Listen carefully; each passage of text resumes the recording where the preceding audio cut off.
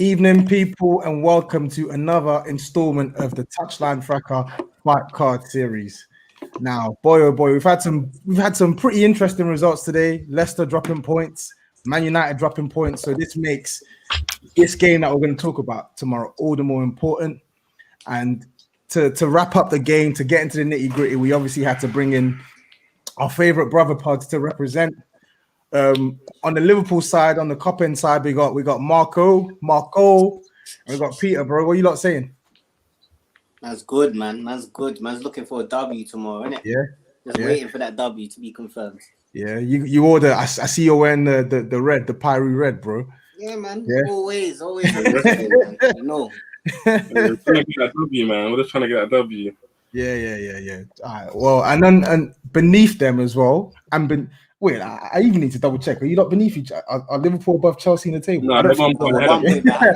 All right, okay. Beneath them on this video, but obviously above them in the league, we got the C-Tech Chelsea recruitment. That's the word on the street, bro. That's not what I'm saying. That's the word on the street, bro. So we got Babs and we got Shemi. What are you not saying? I'm good, man. I'm good, brother. How you doing, Tips? I'm good, man. We're here to have some fun, lads, man. Cheer up. Tomorrow's a big game, man. Let's get this, man. Let's get this. Let's get this done, man. Tomorrow's a big game, yeah. And I feel like I don't know. We've had a couple big games in recent weeks that have let us down big time. And I don't need to remind you, Babs, about that snooze fest that we saw on Sunday. Flipping hell, man. Yeah, man. There was no entertainment at all, man. There were no bows, there was no blood of that. No nada, man. Yeah, man. So, Babs is a guy like me, a guy after my own heart, man. You like blood, man. You like blood. Yeah. And I know he's gonna start the bow ban with me, but for tomorrow, we're on joints, innit? Like we're not calm, we're not friends. Listen, Look, man. The game worry, man. I've got something for you, Marco. I've got something for you, man. Yeah, bring whatever you want, man. Lads, the game. Tech them B-Tech boys over there, you know. The game is the game, man. Then the game is the game, and the game that we're speaking about in particular is this big one, Liverpool v Chelsea. I mean, historically, this has been a game that Liverpool tend to do quite well in at Anfield in recent years. I don't know, man, but it's been a tricky period for you, Marco, isn't it, man? What's that? Four straight L's at home. Yeah, it's been painful, man. And I won't lie to you, it all stemmed from a run it started against Fulham, and we just went from worse to worse, and we basically capitulated. But Chelsea's always a game where we rise to the occasion. We always rise to the occasion for big games, obviously.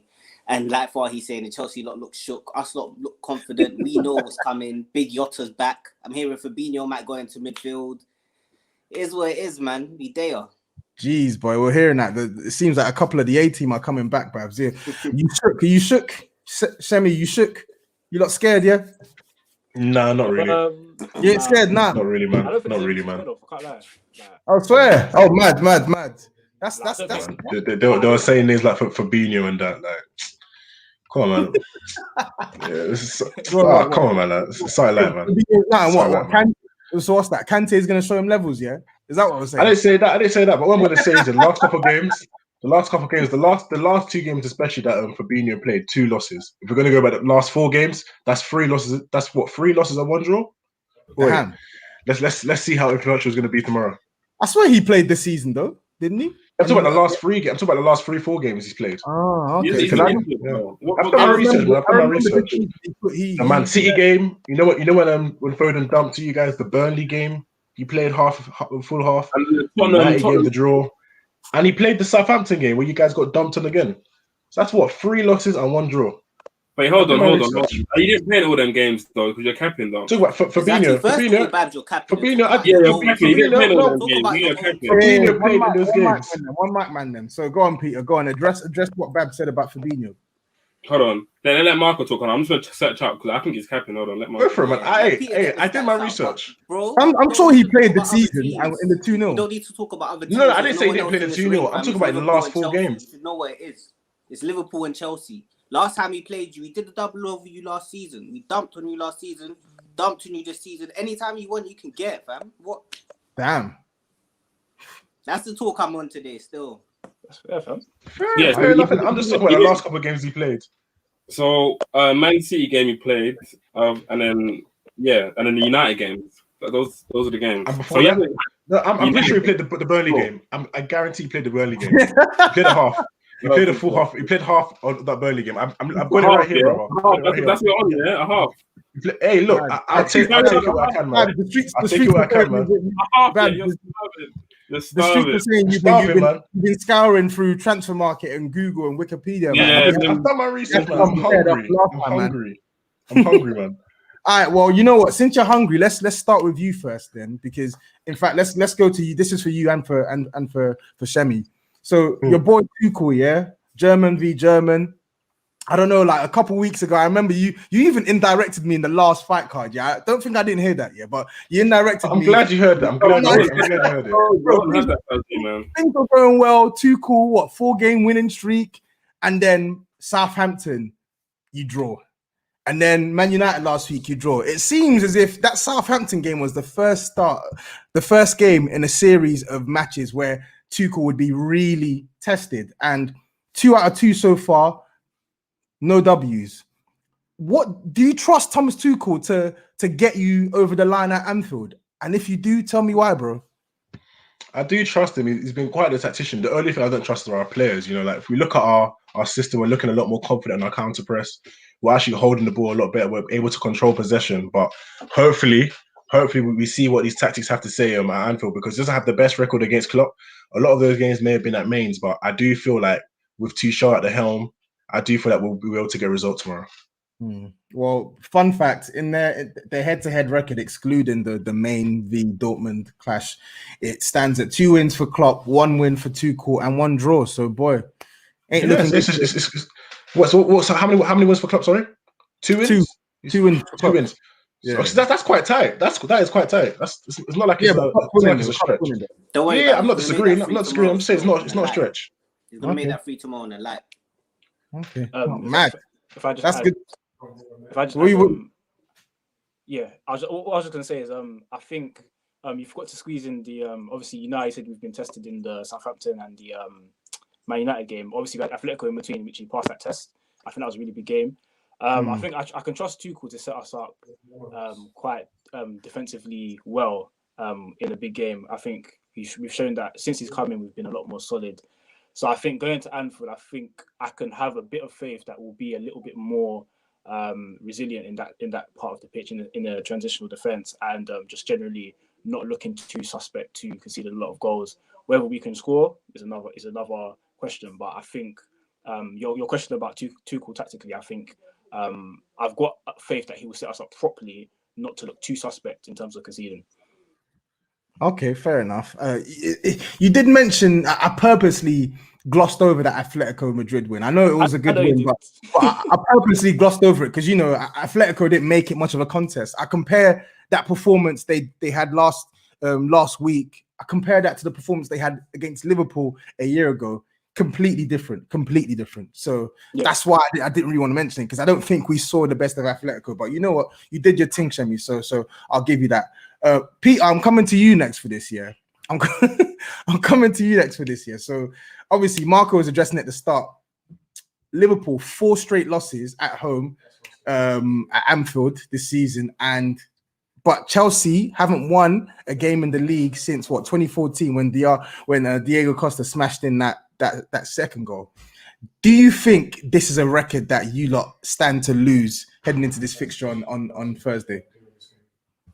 To be honest, I'm not really. I can't really look at the records, because records don't, especially not in front of the fans and stuff like that. During Michael's face was shining. But yeah, like during with no fans and that, like there's no point. So I've got to look at what's in front of us. And in terms of the way Chelsea play, they obviously, I think what's been impressive with Tuchel is that he dominates games and he's really controlling games, and the dominance that he's had over his opponents, like you mentioned, is really impressive. So I don't think he's going to come back to Anfield and sit back. So if he doesn't sit back, that plays into our hands. Like, please, like, come toe to toe with us, and we got that thing. You know, it's gonna spray. So hey, you don't really try to go toe to toe with us. So yeah, so I think in terms of the way Chelsea play, it will really suit us. Like if you look at us against RB Leipzig as well, they tried to come out and attack us. We killed them off.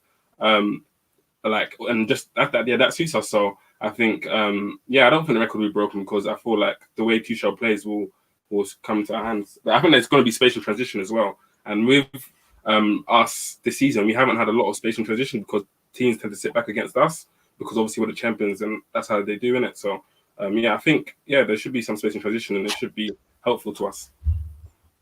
Okay, fair enough. I'm gonna stick on Kop End, and I'm gonna come to you on this, Marco, bro, because there's a certain midfielder who's been catching a lot of heat, bro.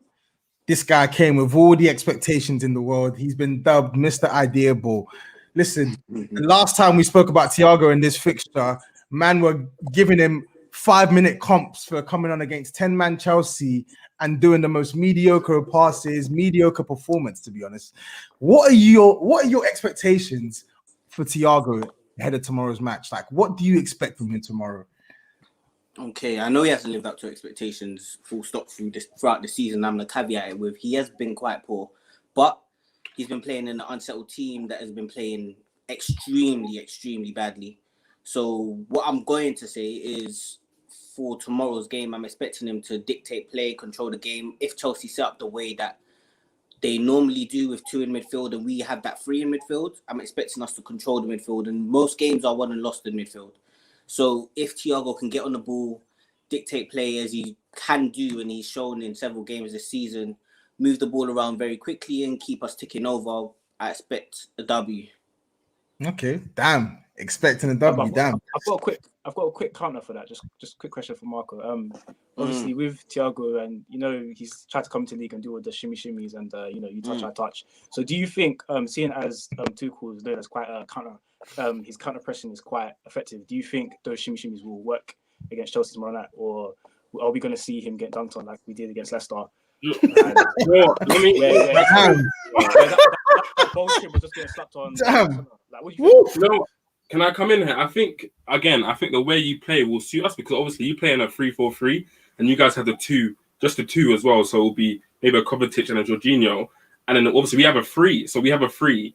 And then Firmino or the false line will drop back and it will be a diamond against your 2. So if there's a diamond against your 2, I think Man United tried to do it when they went man for man against you guys. So if you have a diamond against your 2, I think it can look real peaky. Yeah. And just to add to that, if rumours are to be believed and what Klopp has said in interviews is to be believed, Fabinho is going to be starting in midfield as well. And if we get Fabinho and Thiago in the same midfield, you don't want that. You don't want that. You don't want that. Say that now. You can't take it like a ghost. Just out of curiosity, lads, Kop End lads, how many times have we seen that this season? Because I don't think we've seen it a lot, have we? So we've seen Thiago, Henderson, and Fabinho at Everton once. Okay. I don't think we've seen it again. The score, by the way? Sorry, just from. It was 2-2. So you did it. Van Dijk injury game, disallowed. The excuses game. Yes. I was just checking. Just checking. There will be no excuses tomorrow. Still, don't worry about that. Damn, we're hearing. Chelsea, actually. I think we saw in Chelsea we beat you guys. I swear. We listen, man. Them in the comments are saying Kante is the one that's going to dominate that midfield tomorrow, bro. That's what. But we don't even know if Kante's going to start. Wait, Shemi, are you confident? Man, ain't even in your best midfield no more. Tell me now, Shemi. Are you confident Kante's going to start with all? Because Kovacic and Jorginho have been your 2. So are you back confident? Yeah. I think there's a good chance he might start simply because of as you mentioned, the transition space. Yeah, so Tuchel's brought Kante in against United for transition, covering the wide spaces. So I think there's a good chance he could bring him in for tomorrow against Liverpool just to cover that transition defensive side. Having said that, I wouldn't be surprised if it's Jorginho or Kovacic because it's not given that Kante starts nowadays, to be honest. So all right. So Chessy, I'm coming to you next on this. So Shemi, you've held up your end for Chelsea quite well. So I'm coming to Babs on this one. So he's got a fend for himself now. So Babs, That's what he knows Discord. That's what he knows. I'm looking at my stat sheet because I did come prepared. I had a stat sheet in front of me, and I'm looking at a couple signings for Chelsea. I'm looking at Kai Havertz, 75.8 million, Ziyech, 37 million, Werner, 45 million, Pulisic from whenever it was, 58 million. 215.8 million pound worth of talent, 8 goals in a combined 72 Premier League appearances. Can I just jump in there? Salah's got double the amount of goals as all 3 combined. Damn. it makes it even more horrific reading, bro. So Babs, my question is this to you, bro. You're saying you're gonna win tomorrow. You're saying that you're gonna go there, get the job done, but who are you expecting to get the job done for you in that attack? Because I'm looking at your numbers. Hey, look, Nat Phillips and Kabak, bro. Your man's is starving. Yeah, and you made an interesting point there, but then, boy, all I'm going to say is that I'm not looking at Timo. I'm not looking at Cam. I'm not looking at all these new sides. I'm looking at our star boy, Money Mason Mount. All right. Don't worry. Just wait on it. Just wait on it. It's Mason Mount now, yeah? Yeah, no. At La Cobham, we've got more than one. All right, we've got more than one. But right now, we're going to talk about Mason Mount.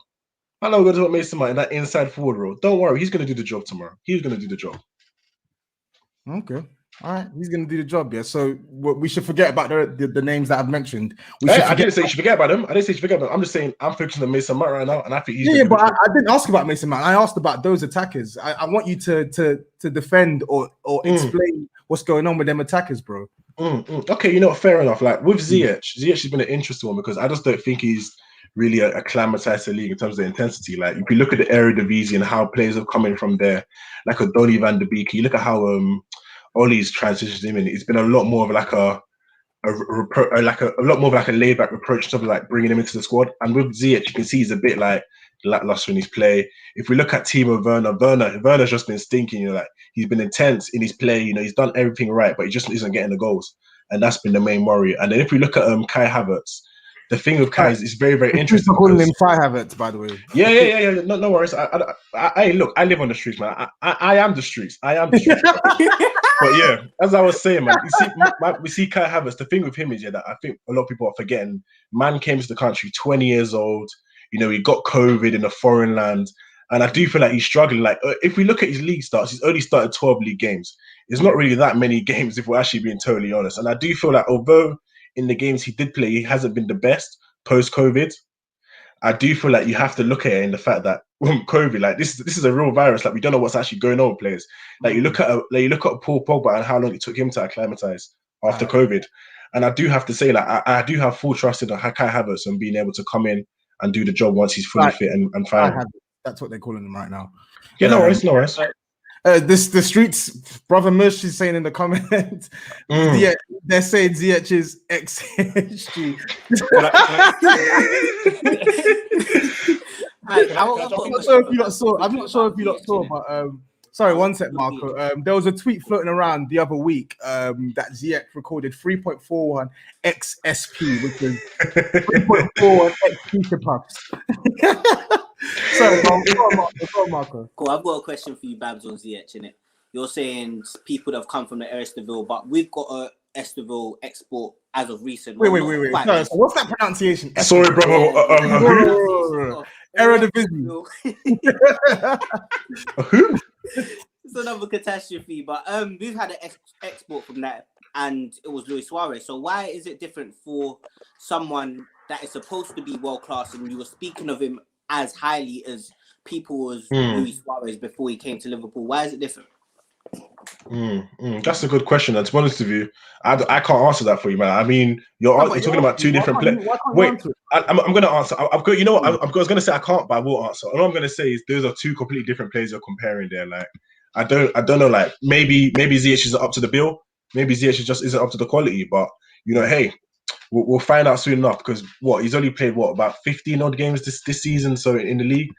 I don't think that's really a fair sample size to judge the player on. But is that what you think, Marco? Like, do you think we've seen the most of Ziyech? Do you think we're going to see any more from him? Or do you feel like this is what we're going to judge him on based on your question? I think we'll probably see more of him on Harrow High Street smoking shisha than we'll see him on the pitch. So, you know, is what it is. Fair enough. You know what, fellas? I'm actually going to stick on you, Marco, now and yourself, Peter, as well. So, Babs mentioned Mason Mount. And I think it's fair to say we can all agree he's been Chelsea's best midfielder this season. But would you, on current form, Mason Mount on current form, I'm talking this season as a whole, would he start at Liverpool right now, currently? Just focusing on form, would he start at Liverpool? And I want you, man, to answer me that question. Yes. Okay. That's it. I'm not even gonna get into reasoning. Our midfield looks absolutely pants at the moment. Yes. Okay. Fair enough. Peter? Yeah, he would. I mean, we've got Curtis Jones playing at the moment, who's in his first full season. So yeah, I think Mason Mount will get in 100%. He's a good player, 100%. Mason Mount. You can see the way Lampard trusts him, and then now it looked like Tuchel might not trust him, but he's worked his way back into the squad. Mason Mount, he's a clean player. Yeah, why not, man? Of course he would. Exactly, and we give credit where it's due, man. Us Kop End boys like to appreciate a good player. Yeah, respect it. He's a good youth from a good home. Simon's saying he starts in our best midfield though, but that's a lie. But yeah, that's another thing for another day. That's another thing for another day.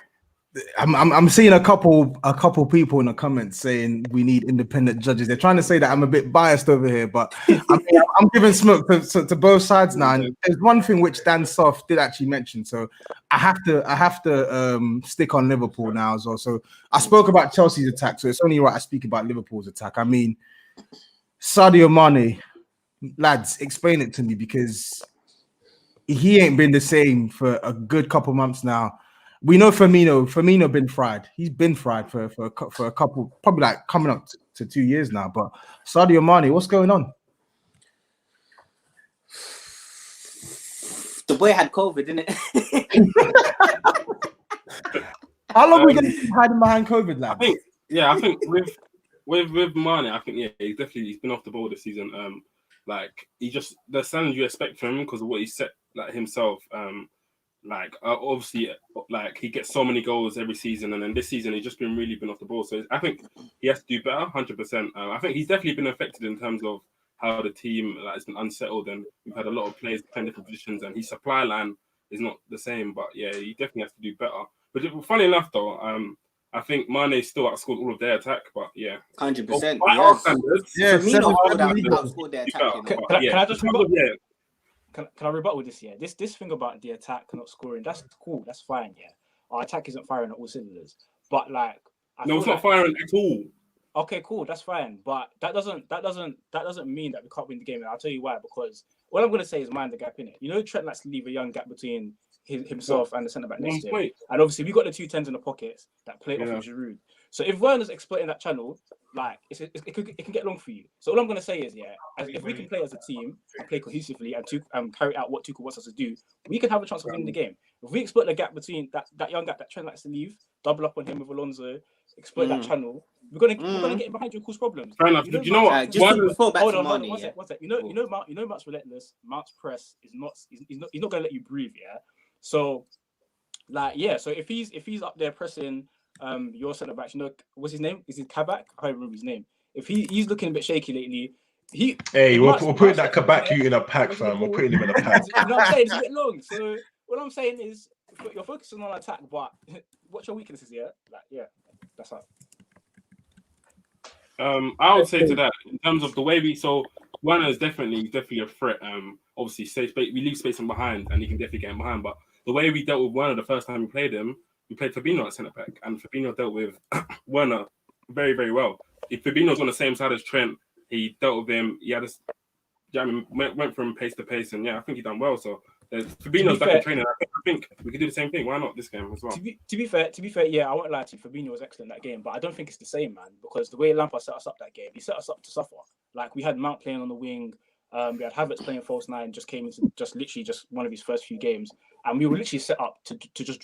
I don't think Lampard wanted to win that game, so I don't think the 2 games are correct. I don't think Werner in that first game had to do a lot of.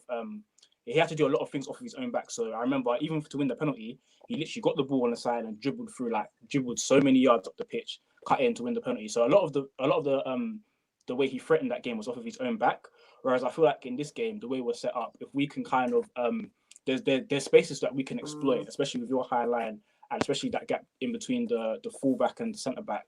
If we can get our 2 10s in there, we can get joy. And also the counter press too. In that first game, we just let you lot we let you lot play. Like we let you lot have the whole Stamford Bridge field to play. I don't feel like Tuchel, although Tuchel's not a naive coach to like completely leave space in behind us and press you up completely. I feel like he will drill into the players to be to press at the right times and enough to kind of win the ball in dangerous areas. So I think it'll be a different game, but fair point. Yeah, I think it'll be a completely different game. But while you're saying your attack could be so potent. Firmino would be your top scorer if he was at your club, you know. Bobby Firmino has 6 goals. Your highest top scorer has 6 goals. You're talking about Alonso and so the math isn't math in there, is he? So he wouldn't be our top scorer. He'd be the joint top scorer. He'll be joint top scorer. Is that not the same thing? You're talking about Alonso doubling up on Trent. You sound like them Moga boys when they talk about joint first earlier on the season, man. we don't do that things around here, boy. And just to circle back to Tobes' question, yeah, about Mane. I feel like Mane's got mental fatigue at the moment. Like, he's played a lot of games over a 3-year period, and he had COVID in that period. So naturally, sorry, I'm just seeing. I'm sick. They would say my name. But he had COVID in that period, and obviously that is going to affect him. We're not going to see the best of Mane, especially with the way we're playing as a team this season, isn't it? So it's going to take some time to get him back up to speed, and we'll see the best of him hopefully next season, or hopefully towards the end of the season when we have a more settled team. Okay, fair enough. Can I ask a question there about your settled team, real quick? So one thing I've recognized, you guys' defense has been very, very leaky this season. You've conceded 34 league goals. Do you feel like the unsettled approach in terms of your back two, in terms of your centre back roles, do you think that's affected your game and how you played? Question for me, yeah, 100%. I feel like the fact that we're not able to have that line a bit further up, we're not able to press the same way, so that leaves a lot of spaces in behind. And once the press is beaten, there is no support for that press. I also feel like it's affected our build-up by playing 2 of our best ball-playing midfielders in centre-back. It's just that champion glow, man. I know I'm an ex-champion now, soon to be ex-champion, but we're still champions at the moment, innit? The 6th place glow. That's what they call it, bro. The 6th place glow. That's what they're calling it over there.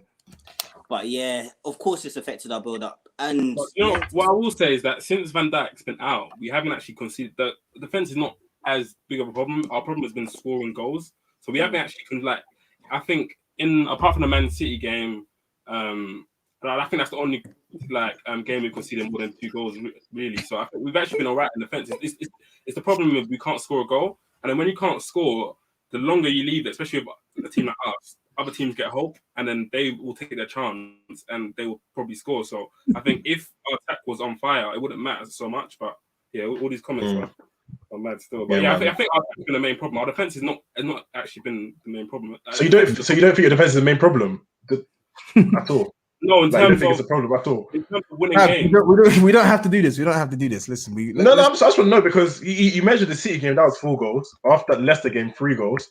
After that, the Everton game, 2 goals. This sounds like a very big problem to me. Now, of course, it is a problem, but as of late, like you were saying, our problem has been going forward, isn't it? There's loads of games that we've drawn, the West Brom, the Brighton, where we should have outscored the opponent, innit? Brother Mush, shout out you, man. We're hoping we'll be smoking that mush kush tomorrow night, man. Yeah, man. I think he's getting his Chessy pack ready for tomorrow, bro. But let's actually get on to Chelsea now, because I feel like we're speaking too much about Liverpool. So Chelsea, man, I need you to talk to me about this midfield, because listen, don't shoot the messenger as well, but the streets were saying that Kante was somewhat a disruption in that midfield because he can't keep the ball like Jorginho, and it has to be Jorginho and Kovacic, etc. So heading into tomorrow's game, who you picking to play those 2 positions? Because we know Tuchel's going to set up in a 3-4-3, so it's only going to be 2 midfield spots. So who's taking the spots and why? That's a question to both of you, man.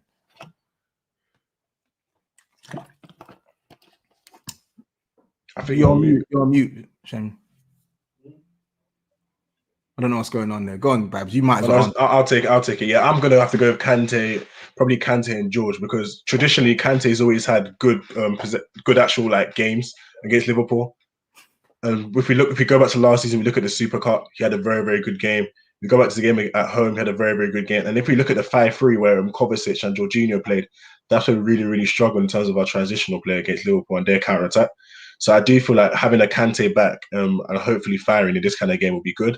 If we look at the United game, in the first half especially, was quite poor in terms of his actual possession retention. He had a really, really poor pass percentage. His touch wasn't really coming up. But in the second half, he kept it a lot more simple. He was breaking up the play. He was making good recoveries to stop attacks. And I do feel like coming into this game tomorrow, I do feel like we'll be able to see that in terms of his overall game. So I do feel like it will have to be Kante and probably Jorginho just to have that extra control in the midfield. So you're going to drop Kovacic? Yeah, hey, I don't have any qualms on dropping Kovacic because if I look at our last couple of games, I don't really think he's been amazing. Atletico Madrid was a bit sloppy. United, he wasn't really like anything above average. So I mean, I'm not really against dropping him. He's not really like a player that has to like start for me personally. Okay. Shemi, you were a bit your connection and your sound was moving a bit fugazi earlier. I know you wanted to say something. Do you want to add anything to what Babs has said? Yeah, well, can you hear me now? Yeah. Yeah, I can hear you, bro. Okay, cool. Yeah. So what I was gonna say, I have to disagree with Babs still. I think I would go with the same midfield we went with against United and play Kante and Kovacic. Simply because even though I haven't been Kante's biggest fan over the past year or so, I do feel like he done quite well against United to cover us on the transition, and that's going to be really important against a team like Liverpool, who are going to look to break very, very fast. And we need someone that can cover the spaces. I think Kovacic has had a really good season in terms of his defensive work and his overall control of midfield, so I would keep him in there. And I feel like them two, they cover a lot of ground together, them two. And I'm not sure, even though I respect what Jorginho brings, I'm just not sure he'll be able to cope with the physicality, especially if someone like Fabinho's coming into midfield tomorrow. I feel like he'll just get fisted up, I can't lie. So, yeah, I think I will go with Kova and Kante for those two spots tomorrow. Fair enough. Let's actually move on to the next part of this show then. So I want to talk about two young players in particular. Obviously, I know, Babs, you mentioned that your star boy right now is Mason Mount, but according to Chessy Twitter, I said one of, brother. One of. Cobham, we have multiple. You know, I do hear that at Tottenham, you guys are struggling, but you know, carry on, brother. Carry on. This isn't about Spurs. You don't need to mention Tottenham, so this ain't about Spurs, yeah. But all I'm saying is, it seems to be that there seems to be one main star boy that Chelsea fans love talking about, innit? So, I mean, Liverpool right now, so they got their very own star boy as well. So, I wanted to sort of compare the two. I know it's going to be difficult because one's a midfielder, like an attacking midfielder. The other is a right back or a right wing back, wherever he is right now. I don't know. He's a winger. Oh, it seems like he's a right back, but anyway, yeah. I want to talk about Callum Hudson-Odoi and Curtis Jones because listen, we keep hearing Starboy this, Starboy that, Starboy this, Starboy that. So, who has performed better this season? And who do you reckon will make the bigger impact if selected to play tomorrow? So this is a question to all of you lot. So I'm going to start with you, Peter. I think, obviously, Hudson-Odoi, I would say, because Hudson-Odoi, I think he's further in his development than Curtis Jones. So obviously, he's had a couple of seasons now. Yeah, he's a really talented boy. Obviously, he's got a big ceiling. I like the way he plays. He's very direct, very creative. And yeah, he's a good player. Obviously, like, there's no knock on Curtis Jones. Like, he's had a good season as well. I think he's had a very good season. His performance against Sheffield United come off like a very, very good performance. So yeah, yeah. But I would say Troll. And then tomorrow, I would have to go for Curtis just because the way we use him in the Sheffield game. So what we did is that we made Curtis the fourth attacker in our team because obviously we have the 4-3. But Mane went centrally. So this is in attack. Mane went centrally. Robertson went left wing. Curtis Jones played as like a 10 with Firmino, and then Salah stayed out wide, so it would allow Curtis Jones to get inside the box a lot more, be in a more advanced position. So if you use Curtis in that same way, I think he can be quite decisive, and hopefully he can get some chances that will break to him. So yeah, I think Curtis will probably have the better game. I don't know if Cho will get dragged tomorrow. I don't know, man. So boy, that's what the streets are saying. There's always something going on with Cho, man. So that's what the streets are saying. There were a couple bows. I'm not ashamed to admit this, but there were a couple bows when Cho got dragged off against Man United, and I'm also not ashamed to say that I was part of those people who were getting involved in the bows. But hey ho, Marco, what's your take on this then? You know what? I'm gonna agree with Peter, and the reason for it is because Cho, if he gets selected, is gonna be used at right wing back. Like, the boy isn't even trusted to be part of the front three by Tuchel. So come on, man. Man's playing at right wing back, having to do defensive duties against Mane and Robertson. But he doesn't do it. This is so lazy. You know that Cho spends exactly. He doesn't. So he's gonna play shit compared to Curtis Jones. You see it. Based off that fact, I'm gonna say CJ, innit? Okay. Chessy lot, Babs. Anything you want to say? Yeah, no, I like Curtis Jones. I think Curtis Jones is a really good player. I like what he does in the midfield. He brings something different there. In terms of who would make the big impact tomorrow, it's difficult because obviously Robertson's a really good defender. I think if we can create the situations which Tuchel wants in the system, which is to basically, similar to what Peter was saying, have a fifth attacker. So what Cho is essentially there for as a winger is to be that fifth attacker. And when we come up against teams that play a back four, our attackers will occupy them. So Mount, Werner, Giroud and Alonso will occupy the four, and then Cho would be the spare man as the spare winger. If we can create those situations and switch the ball quickly to Cho, then I feel like it could be dangerous running at Robertson, even though Robertson's a fantastic defender. But I feel like if we can create those situations where we get him in space and he's running at Robertson into space, put in early crosses, then I feel like he can have a big impact on the game. We didn't do enough against United. We've done it once or twice, and he created the best chance of the game. And he was those situations was the reason why he got man of the match in Tuchel's first 2 games. So if we can create those scenarios, I feel like Cho can have a big impact in the game. And yeah. Okay, fair enough. Well explained. I'm gonna call that. I feel like that's a win for Cho. You get to W today. Fair enough. Fair play. All right, lads. We're gonna get into probably the penultimate part of this episode. So we're actually going to pick a combined 11 now. There's been a lot of controversy when we've done this in the past, and I'm just trying to think of the best way to do this without any sort of passer. So I think we have to take it based on form, but I just don't it might be heavily swayed. That's the thing, really. So I'm trying to think because whether to do it at the start of the season or whether to do it based on since Thomas Tuchel got in the Chelsea job. You know what? Let's just quick question as well. Yeah, is Go it on. people who are up for selection tomorrow? Of course it is, man. If we're going off form, let's keep it up for selection tomorrow. I think we should go whole season though. I think that's really swayed to new manager. Because if you say whole season, yeah. Because I'm just okay. No, you know what? Yeah, you know what? I respect the ref. I'll let the ref. No, Chelsea are 5th. West Ham are, West Ham are 4th, but Liverpool are 6th. Wow, bloody hell, 43 points. I feel like if we do it at the start of the season, both teams haven't really done that well. But let's say complete season, man. Fuck it. Form is making sense. We was talking Christmas though. Of course, lads. Let's do full season, yeah. But no injured players, no players who are injured. So from the start of the season till now, no injured players. Yeah, is that fair? Is everyone cool with that? Well, the players are currently injured now. So players who are currently injured now, they can't be in it. Yeah, they can't be in it. Yeah, cool. So let's start with the goalkeeper then. Come on, man. I think this one's obvious, lads. Come on, man. Run that, man. I don't even have to say his name. Run that. Mendy. It's got to be Mendy for me. What?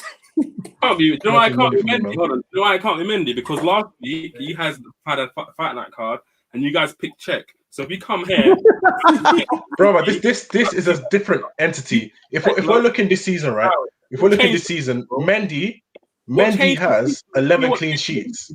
Mendy currently has 11 clean sheets. How many does Alisson have? Alisson has had centre mids playing in front of him. That's not my problem. That's my problem. You said full season, brother. So we're going to full season. Wait. But has Mendy been better than Alisson this season? He hasn't been better than Alisson this season. Of course he has. He's conceded less goals. Alisson had that madness a couple weeks ago, but I feel like I've seen some headluck from Mendy this season as well. I don't know. We can do a vote then. If you would do a vote, what I'm going to say is, one's conceded 30 plus goals. I'm going to go to a vote. So, Babs, who are you voting for? I'm obviously going to have to go with Mendy. I can't lie. If we're going to form, Alisson's been playing against you, man, recently. Still. Yeah, we said from start of the season till now. From start. Yeah. You know what it is, bro. Shemi's a man of honor. Man. Shemi don't want to lie. Shemi's not as shameless as Babs. Yeah. He's a clean-hearted, the good youth from a good home. What? You asked me to say it. Just say it, Shemi, man. Come on, let's not waste time on this. Hey, this is nasty, man. This is very, very nasty. This is nasty. This is very nasty. Listen, Shemi, if you don't say anything, I'm gonna take. I think Shem's going through some technical difficulties. He said Mendy. I have to go Alisson still. Oh, okay. So that's 3-1. So I don't even need to put in my deciding vote. So goalkeeper is Alisson. Now let's talk right back. So I think in this category we've got Trent, Reece James, Callum Hudson-Odoi, and Aspilicueta. So so tell me who we're picking. If we go nasty, you know, this is very, very nasty. He's very, very nasty. I can't even make it a wing. I feel like we're gonna have to have an inquest into this referee, you know, because this is very, very charged. Very, very charged, man. Now listen, very charged. Tiana Trent has been getting battered and bruised this season. Battered. He has. He has. You know what? Battered. Because I've got the stats right in front of me, innit? Let's put Trent against RJ, innit? Same amount of tackles per 90. Trent has more interceptions per 90. Trent hasn't been playing with a centre back next to him. He's got more key passes. Let's talk about going forward as well. Got more key passes, averaging more key passes than your Starboy Cho per 90, who we've put in the right back convo now. Because you play through Trent. Well. You actually play through They've Trent. got the same amount of dribbles per game. No, let them go on, Shemi. Let them go on. They've got the same amount of dribbles per game. Trent's dispossessed less than RJ per game. Trent's got 5 assists, 1 goal. He plays more passes, more touches. Is that league assists? Yeah, league assists, 5 league assists. No, I think it's 3 assists in the league. I believe it's 3 assists in the league. Wait. So that's another lie. That's another lie. Keep going, brother. A bit of error on the Who Scored website, innit? How many a little bit error there, but again, more assists in a bad season. Hold on, Shemi. Hold on. Wait. Go on, Shemi. How many defensive attributes did you name? Sorry. How many what? How many defensive stats did you name? Because I was just hearing hella passing. But yeah, why? Do you know what? In a more honest way, why I would say and for the Chessy Hour account, yes, more key passes per 90, not more key passes. More key passes. But yeah, 90. So why I would say Trent is because if you said that like maybe before Christmas, it would 100% be Reece James. Like, Reece James had a banging start up to the season, 100% facts. Okay, so I can have a question for you there. So wait, what has been the majority of the season? Let me finish, bro. Let me finish. No, keep going. Okay, go on. Yeah, so and then now we come into it. 2 shows come in. Reece James has barely played. You guys are praising. You can't praise Callum Hudson-Odoi when Callum Hudson-Odoi has been playing in Reece James' position. You know what I'm saying? Hudson-Odoi has been playing right wing back. Reece James has been struggling to play right wing back. You guys even say you don't like him playing right wing back. You want rather him play right centre back. You know what I'm saying? So then now, bringing Trent is now coming to form. He's been one of our best players in the last 4 to 5 games. He's coming off a Sheffield United game. He's coming off Sheffield United. Interesting. Is that 4 to 5 league games? Was that 4 to 5 games in total? Hold on. And then, so if you look at it again in the stats, Trent's got 1 goal, 3 assists, and then James has got 1 goal, 2 assists. Even in Trent's worst season, he's still statistically better than James. And again, to add to what Peter's saying, this is Trent's supposed bad worst season. Cool. To add to what Peter's saying as well, yeah, just to hammer home this Trent point, Trent's got the top 10 most chances created in the league, more than RJ. And RJ's he's completed the most chances as Joe Matic, who's got no legs. So, what is it really? All right, you lot are doing bare stats. Yeah. Exactly. That like let's forget about the stats. Yeah, forget about the stats. Yeah. We know how many games. We know how many games Trent has played. We know how many games Reece James has played. In the games where they have played, who has simply performed better this season? Okay, yeah. That's what we need to. That's what we need to answer. So if I can do my going off my eye test, yeah. Obviously you lot came with hella stats, which is cool.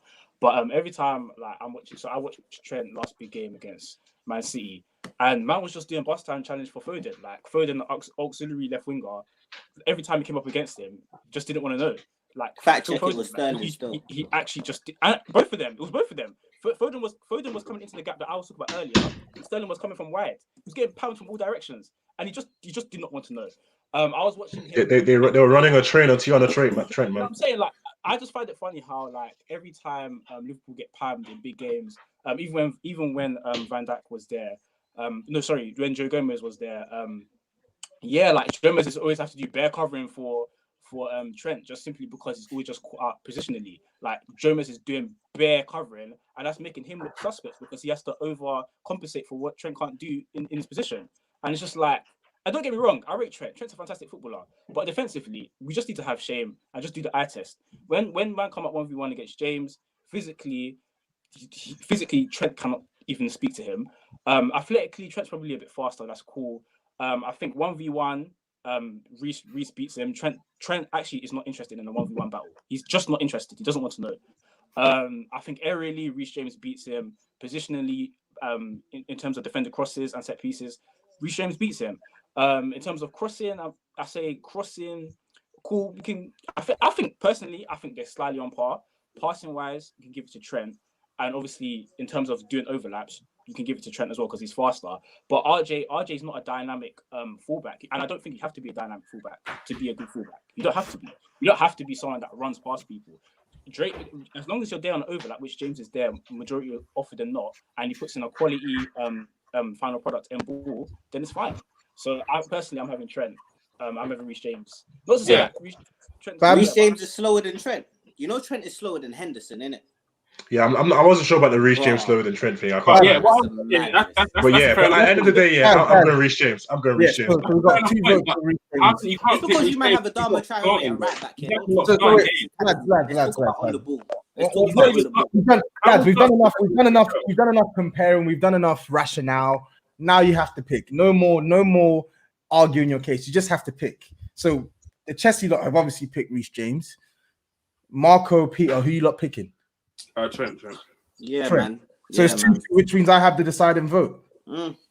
So I'm gonna have to go with Reece James. I'm not gonna lie. Like Trent form has improved in last couple of games, but I've seen him put on his ass too many times this season. So yeah, I'm gonna go for Reece James. So we have to go that right back. And just to reiterate as well, are we having Are we having a 4-3-3 shape? Is everyone comfortable with that shape? Yeah, I'm comfortable with that one. Yeah. All right, cool. Okay, so now we have to go to the centre back options. So think about who's available. Yeah, you lot told us Fabinho's coming back, but he's gonna play midfield. Kabak there. No, I don't think he's not gonna play midfield. He might play midfield. I don't agree with that. That's what you lot said. I'm going off what you lot told me. I didn't say that. He's gonna play centre back. He doesn't play midfield the whole season. That's not true. What Klopp has said is that it would be really helpful if he can play midfield, but both positions are really intense. So we'll see where we need him the most. He hasn't made a decision yet, innit? Okay, well, we're talking centre back. Realistically, he hasn't played the whole season, so he's going to come in centre back. Well, listen, lads, we need to pick. So 2 centre back spots, left centre back position, right centre back position. Give me 2 names. I'll go first then. I'm going to give you Fabinho and Thiago Silva, innit? Okay. Peter? Yeah, I'll go Fabinho and Thiago Silva. Just to touch on his point, I think the way Fabinho transitioned from centre mid to centre back has been like very, very good in terms of the way he's able to look comfortable there, and he's probably been one of the best centre backs in the league. So yeah, I have to go with him. And then Thiago Silva has been their best centre back as well. So I think that's quite fair. Okay, Babs, Semi. It's an interesting one because if I look at the last couple of games, I look at the season in totality. I do think Fabinho's been all right. I do think that City game was a big worry in terms of his ability at the back. I do think the Southampton game was a bit, again, But so personally, I'm going to have to go, I don't know, I think Thiago Silva, maybe Christensen, because what I've seen from Christensen of recent, I don't know. Actually, I don't know. It's tough, man, because I'm looking at Liverpool's options at centre back, and it's just not amazing. They're just amazing. So maybe I go Aspilicueta, maybe I go Rudiger. I don't know, man. I don't know, man. You are ashamed. I will go Thiago Silva, and just to be okay, I'll go Fabinho. Okay, we'll go Fabinho. So that's three that I've gone for that pairing. So Shemi, you can give your opinion. Let's hear it, but it seems like that's going to be the deciding vote. Yeah. I think I'm going with the same pairing. I think Thiago's not really had enough. I think because he's gone about his business quietly, which is a good sign. He hasn't really had a lot of people waxing lyrical by him, but he's been really good this season. And Fabinho, quality centre back, and midfielder. But if we're going in this position, we'll have Fabinho there. All right, cool. Okay, so now we move to left back, really. So, come on, let's choose, guys. I think this one's the easy one. Yeah, but this was easy, Robertson, man. We can skip over that one. Okay, cool. So now let's go 4-3-3 shape. So we're looking at the base. The base of the This was very easy, man. This is very easy. Very easy. Okay, so lads, you know the drill. Give me one name and a brief justification. Jorginho, man. It has to be him, man. The controller of midfield was J5. What are you telling me, man? What are you telling me? Last couple games. Brother, you're the referee, okay? You're here to listen, all right? You're here to listen. You're here to understand the arguments, okay? So let me take it. Let me take it away. You know, we look at Jorginho's last couple of games. You know, we look at the Newcastle game. He controlled the game 2-0, comfy win. Sheffield, he controlled it again. Man of the match performance 2-1. Tottenham, another man of the match performance 1-0, comfy win. I can't remember the last time we played Jorginho and we actually lost the game. Is that true? You got man of the match against you guys? I don't remember that being a man of the match performance. I'm not gonna lie. Still. Yeah, I don't remember that. That didn't look like a man of the match performance to me, but fine. But brother, you're the referee. Just let me talk. But yeah, so personally, I just think Jorginho this season he's been good, and I feel like he gets very, very weird criticism, because if you look at the games he plays and the games that we lose, he tends to not be a feature of those games, and I do feel like it has to be him. It has to be him. But it's weird though, because you man said that you wouldn't pick him in the lineup to play tomorrow, but yet you're putting him in But you know what? Yeah, that's the good point. But as they say, man, styles make games, and you know, I just feel like if we're doing a combined 11, it has to be Jorginho for me. All right. Chessy Hour, whoever's running the Chessy Hour account, I have a sneaky suspicion it's dance off. They're saying that Jorginho hasn't lost a game when he started this season. I don't know if I believe that, but we'll just have to take it for what it is. So, all right, you've gone for Jorginho. So, Shemi, what you saying so far? I'm gonna go for Jorginho as well, and the reason being is, so if we're going off the opposition players who they have at the base, Thiago, I think we can agree, hasn't really done it. If we're going off like form, so Thiago hasn't really done it for me, and that's, I think Klopp's noticed that, which is why he shifted him into the 8 position from the base. I think Henderson plays there. If it's not Fabinho, if it's not Thiago, it'll be Henderson, right? I think Henderson, even though he does offer a lot to Liverpool's midfield in terms of his work rate, and he has got some decent range passing, I just feel like Jorginho gives you a little bit more. I think he takes a bit more risk than Henderson, in my opinion. I think if you look back at the goals that Jorginho has affected, some of his passes, when he just plays it first time ball over the top, and the opposition isn't expecting it, I feel like Henderson doesn't really do that as much. And things like that, when you do it first time, you do things quickly, that really makes a big difference to the attack, because then you find runners quickly. And his overall control, I think, has been really good. And if I'm being real, not to kind of, no agendas here, in terms of Tuchel's unbeaten run, he has been pivotal to that. He's been he's been one of the better players in most games that he's played. So I will go with Jorginho. All right, fair enough. Marco, Peter, what are you lot saying? I'm trying to go. I'll probably go for. I think Jorginho's had a decent season, but again, he's been in and out of the team, so I think that really counts against him, because some games Kante. I think because you guys would take. I think Kante had quite a good start to the season, innit, with Lampard. Yeah, he did. He did. Yeah. He had a very good start to the season before he got injured. Yeah, that's a good point. Yeah, it's a good point. Kante's been in the team as well, and then Jorginho's coming. But I would say the one consistent in our team this season, even though people don't really like him because he's not like a drip type player, but it's been Gini. Like Gini, I think there's been 26 game weeks, and Gini's played in all 26 games. You know what I'm saying? So is that the guy you guys refused to give a contract? You guys, yeah, he's played in the 8, he's played in the 6, but yeah. So when he's played in the 6, he's been doing really well against Tottenham, against you, Tobes. He played really well. Means nothing though, really, Peter. It means nothing when he's playing against a 2-man. You can downplay your team, bro. Come on. Yeah, I am going to downplay my team. You can't shame the shameless, bro. You can't shame the shameless. And then again, I'll give another performance against Wolves. We beat them 3-0. We slapped it top bins that game against West Ham. Another good performance, scored against West Ham. And yeah, he's just been so consistent, always available. That type of midfielder, you can't. That's a trait you can't buy. You know what I'm saying? Availability. Can I just do a quick question on that? I respect Gini. I think he's a really good player. Yeah. and in terms of what he offers, in terms of his intensity and his athleticism around the pitch. But I feel like in this base position, do you feel like he can dictate games as well as Jorginho from the base? Like I think Gini as like as an 8.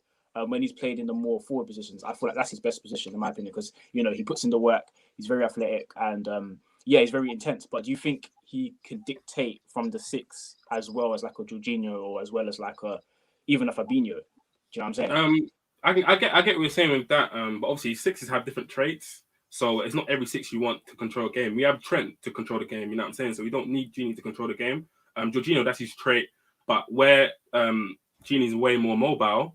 You know what I'm saying? Gini's not going to get harassed and countered like the way Jorginho would. You know what I'm saying? Gino's he's press resistant. Jorginho is not press resistant. So I think they both have the different strengths. Okay. Marco, what are you saying? I'm not going with Peter on this one. I think Gini Wijnaldum, his availability is absolutely ridiculous. He's played double the amount of games that Jorginho has played. And yes, Dan, I did fact check it. You lost against us and you lost against Arsenal with Jorginho in the side. So I don't want to hear none of that. These false stats, false idols, all of that. Damn. He only scores penalties. Like what he offers going forward is really, really good. He keeps it ticking over. But Gini Wijnaldum's defensive qualities are unmatched. Like we've seen him boss games on the defensive end. We've seen him boss games going forward, and he can give you both of those aspects at the same time. Fair enough. I don't know. I feel a bit. This sounds like lies. I can't. Yeah, I'm not gonna lie. Yeah. I don't know about Gini Wijnaldum bossing games. This is nasty. I don't know about bossing games, but I mean, I'm gonna have to make the deciding vote, and this is a tough one because Jorginho, that's actually his position. I don't think it's tough at all, man. Personally. And he's played 13 games. Well, 17 games there. Gini Wijnaldum's played 26 games. Yeah, but he's not played all those games there in that position. I know he played there against us. Okay, now since Tuchel's come, Jorginho's role's changed slightly, so he's playing. He's not playing as a sole 6, is he? He's playing as a double pivot. So yeah, man, we could. But that still is his role, man. He's still the controller. He's still the controller. Hey, listen, just settle down, man. Listen. Whilst Wijnaldum's in job centre, begging for a contract, we'll come to him later on. But right now, it's Jorginho season, baby. And according to Who Scored, Jorginho's only played 4 games in defensive midfield. So that's not me. That's the Who Scored website. Everybody listening to this, go check it. Hey, look, man, you have your stats, man. We're doing the eye test around here, man. We do the eye test around here. We don't need to do the stats thing anymore. I need to clarify sometimes, isn't it? Because people like to chat shit like Babs and Dan. They like to waffle a little bit. You have to just make sure they're correct to what they're saying, innit?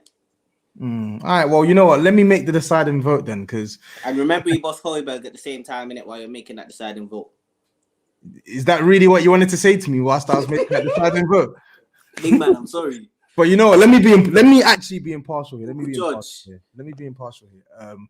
Listen, I like Gini. I respect the hustle, and I don't like the fact that Jorginho is such a flimsy youth. But I mean, if you're playing someone in that position, you want it to be someone who reads the game better and can pass and control the game. So I'm sorry, guys. I'm actually going to have to go with Jorginho to play just for that specific position. So I will go with Jorginho. And with that, we move on to the next 2 positions. So the two, in fact, let's just do it one at a time. So the next sort of advanced midfielder, who are we picking? Who are we picking, lads? Me, I'm gonna have to go Mason Mount, man. I'm gonna go Mason Mount. Sorry, I stole that from Mugga. I stole Murder Mace from Mugga. But yeah, Mason Mount. Yeah, man, we're going Money Mace. Marco? Peter? Yeah, you know what? I'm going to give them Mason Mount. He gets into my midfield that I've got up. All right. Okay, cool. So that's easy. So that's Mason Mount there as well. So we got one more midfield slot. That's another easy one, man. Another easy one. Kovacic. Easy money. Get out of here, man. Get out of here. Easy, man, money. Easy money. Kovacic. CJ. Nah, I don't. Wait, hold on. How do you think you can get all 3 of the midfielders into this? Like, you've been on top of you for the majority of the season. Like, how does that? Where you know? And where you know? You're 1 point ahead of us. Where 1 point ahead of us. One single point. We were top till Christmas, bro. We're literally top till Christmas. So there's no way you guys can get 3 midfielders, and that's just crazy. So I think that's up to you, Nick. That's your opinion. Because what it sounds like to me is, we're not judging football now. You just want to have players in. I'm judging it on football. Well, I'm judging on football. Kovacic is 5 times the player. 5 times the player that Curtis Jones is. He scored this season. Kovacic scored this season. He's 5 times the player. Inter was 5 times the player. 5 times. But this boy freezes up in front of goal and starts toe punting. Like what? That boy there. This 5 times the player, man. Ain't it? This new cover ain't it at all. Streets are saying Kovacic to do what? Fam, this new cover ain't it at all. Bring in the young Easy, boys. Bring in Mount. No player. Listen. Let's not be shameless, right? Let's make our choices. Yeah, it's got to be Kovacic, man. Jones don't get dribbled past, you know. Cover gets spun a couple times still. Jones by who? Get dribbled past. When? Okay, if you say so, by who? Yeah, go on. By who? Comments are saying. You checking the stats again? You can't have a full Chelsea midfield. Why not? Why not?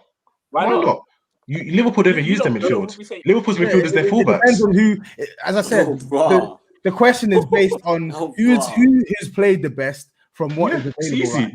It's Kovacic, baby. It's Kovacic. You just said Kovacic. How is it Kovacic? I don't understand how. Guys. Let's choose our decision one by one. One mic, yeah. So I'm gonna start with you, Marco. Who are you picking for this last midfield spot? I'm picking Jones. Curtis Jones. I think what's that? I got his stats here. 19 appearances this season, 11 starts, 1 goal, 1 assist. 11 starts. Yeah, because he's a young boy. Look at the robbery that they're trying to do. He's a young boy. Keep going, man. Man, we respect him. Yeah. Look at a breakdown. Sorry to cut over you, Babs. If you want to actually look at a breakdown of his stats, he's matched Kovacic and more mature midfielders for defensive stats. Yeah, if you look he's matched them going forward. He's matched them for key passes. He hardly gets dribble pass. Gets forward extremely well. Still has maturity, so he still has the potential of things to grow. And Kovacic has been sloppy, like Babs has said. So I don't really want to hear that still. Fair enough, man. Fair enough. I still think it's easy. It's easy going to be Kovacic, man. It's not a joke. We're not doing PL2 under 23s here. You know, maybe Curtis Jones could be in them kind of squads now. But let's be serious. We're talking about the real adults now. You know, and it's going to have to be Kovacic. Okay. Jamie? Quick question: Is it 19 appearances in the Premier for Curtis Jones? Yeah, 19 appearances in the Premier. And 11 starts in the Premier, right? Because I feel 11 like starts. Yeah, like even though I rate him, I feel like he hasn't really played as much as he's maybe just me not noticing. But because you know what, Shemi, I'm so sorry to stop you because one of the main themes of Kop End has been complaining about Genie getting dragged too early during the games, and maybe I've been mishearing, and maybe I'm mishearing. You guys have said that sometimes Curtis Jones gets pulled off the pitch a bit too early. And I'm looking at the stats right now. He's played 63 minutes, 75 minutes, 68 minutes, 11 minutes, 33, 12, 14. Like this is it's not looking amazing, you know, in terms of his minutes and what he's actually playing. Like, wait. So I met Curtis Jones. I met Curtis Jones. You know what I meant. Okay, yeah, but you know, let's be honest. You know, Curtis Jones. You know, he's a developing player. He's a talented player. Maybe in 5 years' time, he could be in the combined 11. But right now, it's Kovacic season. That's the star boy, you know. You're saying 5 year time. That's the star boy, you know. The same star boy that's gonna spin you tomorrow. So let it go, innit? Babs, they're loving you in the comments, bro. But you've made your decision. Semi, what's your decision, bro? Do you know what's funny? I actually feel like they're kind of similar players. I don't know if I've got my judgment of Curtis Jones wrong, but I feel like Curtis Jones is a really good dribbler. It's just kind of the same, got kind of the same attributes as Kovacic. But I feel like Curtis Jones, does he get into Liverpool's best midfield? Like I feel like Liverpool's best midfield, Fabinho, Hendo, Thiago. I'm not sure. Do you know what I'm saying? So I don't know. I think Kova's had a bit more of an established season. Personally, I haven't really seen Curtis Jones as much as, like I said, and I feel like his minutes haven't been as much as, you know what I'm saying. I think Babs just pointed that out. So I think I'm going to go with Kovacic. But I do rate Curtis Jones. I think he adds a lot to Liverpool's midfield. But yeah. Okay, so you're going for Kovacic. Okay, cool. So Peter, who are you going for? I'll go Jones. I think Jones, again, he's had a breakthrough season. He's that one person in our field. He's got this kind of like a swagger and a confidence when he plays. He wants the ball. He wants to make something when he plays. You know what I'm saying? And he gets the ball. It's like, okay, give me the ball. Let me create something now. You know what I'm saying? Against Sheffield, he saw it. He had a very good game. He scored as well. So yeah, no, I'll go Jones, man. I'm falling asleep, man, with this Curtis Jones cap. I admire you, bro. Fact. I admire you lot's relentless support of your star boy, but it's not gonna wash with me. I'm sorry. I like Curtis Jones. I think he's a baller, but I'm not picking Curtis Jones ahead of Kovacic based on form this season. So I'm gonna have to side with the Chessy lot, and they get a clean sweep in midfield. So cool. Then we get a clean sweep of the front line, and I'm not talking about Firmino. Listen, bro. We're talking of bro. It is. We got to do what we got to do. So let's get onto the front line now. So I think this one should be quick. I really think this one should be quick. So let's start off left wing. Mane, easy. Yeah, still Mane. Babs. A cheeky Pulisic? Am I hearing Pulisic? Yeah. I mean, you know, Mane has had the best of seasons this year. You know, it's been a bit poor for his standards, and it is a tough one to give it to him. You know, but I would have to say, would I? I don't know. You know, like I just feel like, you know what? I'll give it to Mane. I'll give it to Mane out of sympathy.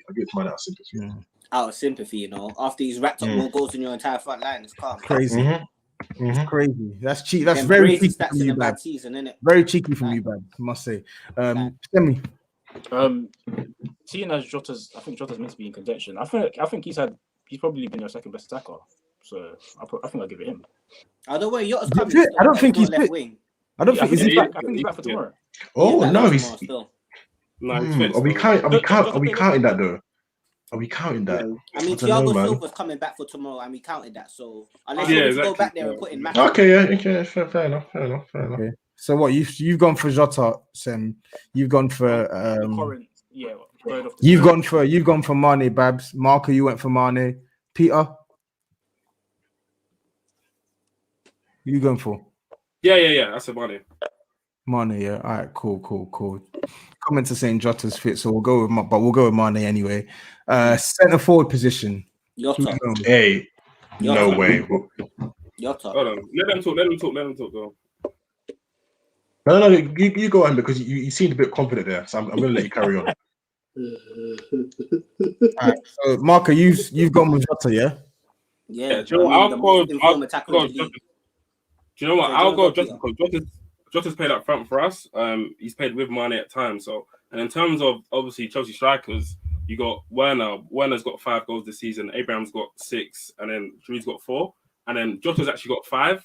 So, in terms of, I think Jota's impact at Liverpool in terms of what he came and done in those 2-3 months, it's been more than what Giroud and Abraham have done. I would have went with Giroud, but most of Giroud's exploits have been in the Champions League. Obviously, he's second top goal scorer in the Champions League, which is what they will say. But unfortunately, this is a Premier League debate. I think so. I read the stats now. I think Abraham's got 170 minutes ago. Giroud's got 177 minutes ago, and then Jota's got 100 minutes ago. You know what I'm saying? And Jota's I think five goals in 9 games. That's mad. And then you got Giroud 4 goals in 14 games. Yeah. Abraham's got 6 goals in 20 games. So yeah, I think it's got to be Jota. Okay, Semi, Babs. For me personally, I'm gonna have to go with Giroud, man. Like I respect what Jota's done. I think he's been a very, very good signing. But if I'm to be honest, and I'm actually gonna judge a player off a full season, I don't think I'm gonna be able to judge it off him playing a cover like 9 games. I think that's a bit of a joke. And personally, I'm gonna have to go with Giroud because if I look at it, he's scoring a goal per 90 at 0.51 rate. And I do feel like his overall impact to Chelsea has been a lot more. You know, like important in terms of like the overall. He definitely went on Sofa score before this. Yeah, that's like 5 green. 77 minutes per goal. Man's doing min per goal. Yeah, man, it's all right, man. Like, I'll say Jota's been good, yeah. But for me, if we're going to be serious, if you want an actual striker who can hold up play, bring in players in terms of like in terms of the overall game, I don't think that's going to be Jota. And for me, it has to be Giroud. But I think it's a bit of a joke even that you guys have mentored Jota over Firmino, your starting striker. And I feel like we're going to have a bit of an inquiry into the Kop End boys as to what's going on there in that camp. Funny enough, Firmino's got more goals than Giroud as well in the Premier League. So yeah, fair enough. But as I said per minute, Giroud's goal rate is nearly double Firmino's. Like 0.9. So yeah, and as I said, And as I said, Jota hasn't played all those games up front. But what I will say is I've respected what he's done. But what I have to say is 9 games is just not enough for me to judge a player of the current season. It's just not enough. Of your strikers because they've played more games and done less and scored less. So that's the indictment of your strikers. You know what I'm saying? Jota's done so much in that short time where your players have had a longer time and done nothing. But they haven't all been from striker, bro. And they haven't all been from striker. For full season, yeah. Neither Jota. Why has Giroud only played 14 games? You know what? Let's hear Shemi's choice. Let's hear Shemi's choice because he's not giving these options yet. Go on. So with my initial thoughts was that most of his work, his good stuff, has come from wide, and I just checked, and that seems to be the case. So in the Premier League, he's only actually played. He's played 3 games up top in the Premier League out of 1, 2, 3, 4, 5, 6, 7, 8, 9 out of 10. So 3 out of 10 up top.